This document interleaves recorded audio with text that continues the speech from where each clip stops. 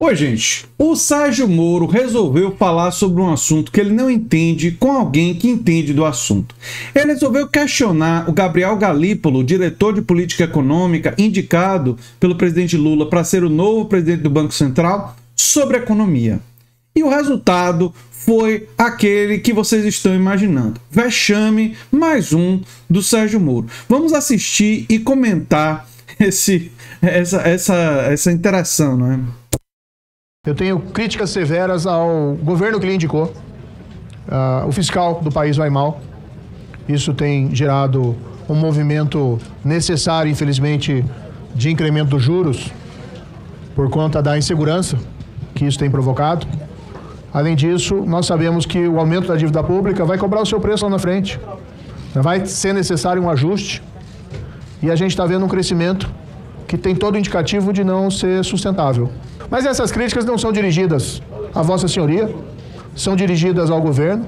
Mas eu quero registrar aqui a minha preocupação. Nós conversamos ontem, a Vossa Senhoria mencionou a sua intenção de ser independente, o que significa dizer não ao presidente Lula. E creio que o seu predecessor, o atual ocupante, Roberto Campos Neto, fez um excelente trabalho como presidente do Banco Central. Do jeito que o país anda, com descalabro fiscal, com falta de controle de gastos, com tentativa de se fazer ajuste através de aumento de tributo, nós não temos aí um futuro promissor na parte da economia. Durante o período da pandemia, se a gente olhar os países, o Roberto tem dito isso em vários fóruns internacionais, eu vou reproduzir a fala dele porque eu concordo integralmente, o presidente Roberto Campos. Os países avançados fizeram um esforço fiscal maior do que os países emergentes ou os países de baixa renda. O esforço fiscal foi maior para responder à pandemia. Imediatamente, começa uma discussão sobre esse processo inflacionário.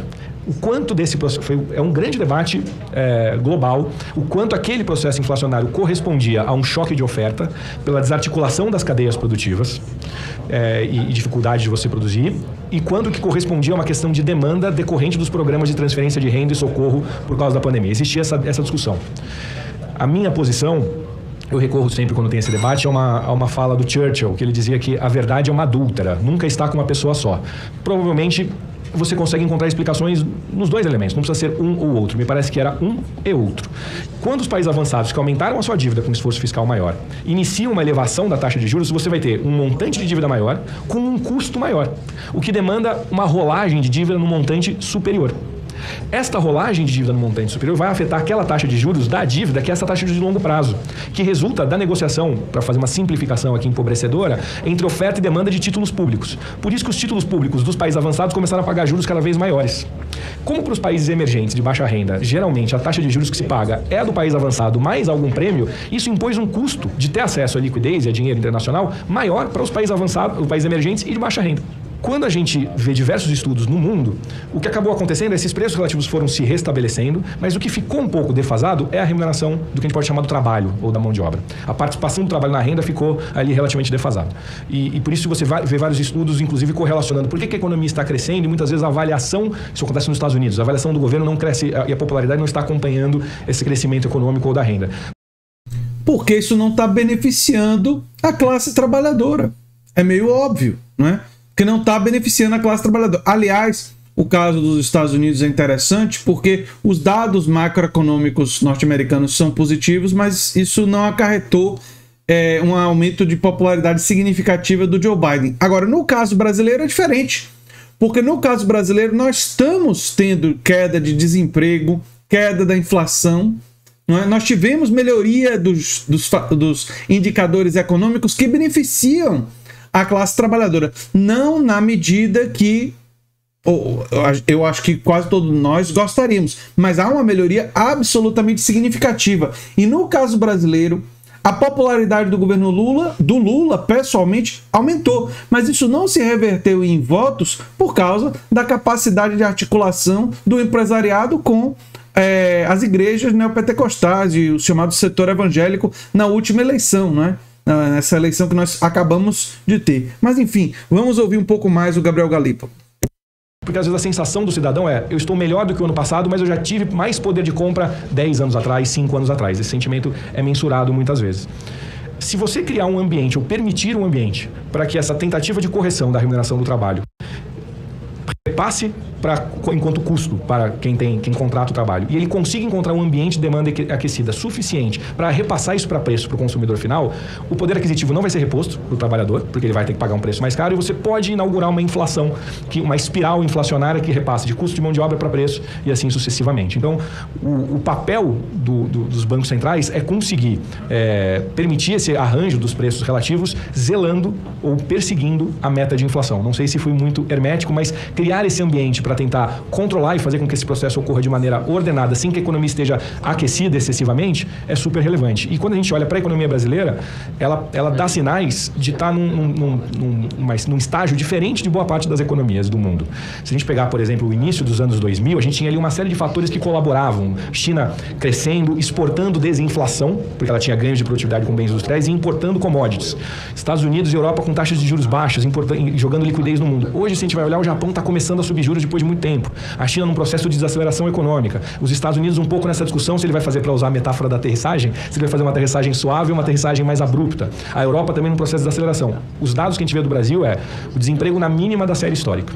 A gente vê a renda com um crescimento de cima de 12% desde o início de 2023 e provavelmente uma combinação entre inflação e desemprego que vai estar entre as melhores desde o início do Plano Real.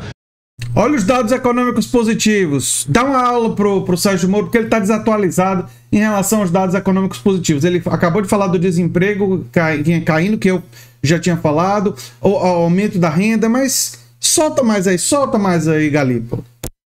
A indústria no máximo da capacidade instalada nos últimos 11 anos, o serviço no máximo dos últimos 2, e assim sucessivamente a gente vai encontrar diversos dados que sugerem uma economia que não está num processo de desaceleração. É uma economia que parece apresentar pujante, né? Isso não é ruim, mas cabe ao Banco Central, a bola que o Banco Central tem que estar com o olho é na inflação.